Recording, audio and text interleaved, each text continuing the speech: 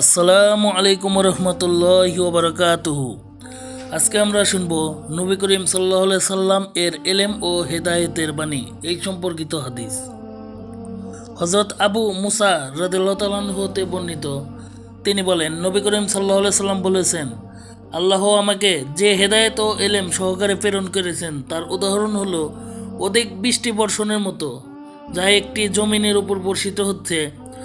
তার কিছু অংশ ভালো, যার ফলে পানি গ্রহণ করে নিয়েছে। এর একটি অংশ ছিল নিচু, যেখানে সে পানি আটকে নিয়েছে, অর্থাৎ জমা হয়ে রয়েছে।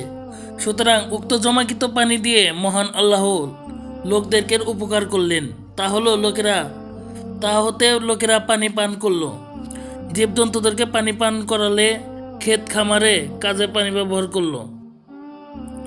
আবার বৃষ্টির পানি এমন কিছু পাথর যুক্ত ময়দানে বর্ষিত হলো যেখানে পানি ধারণ করে রাখার ক্ষমতা নাই এবং তথায় কোনো ঘাসও উৎপন্ন হয় না।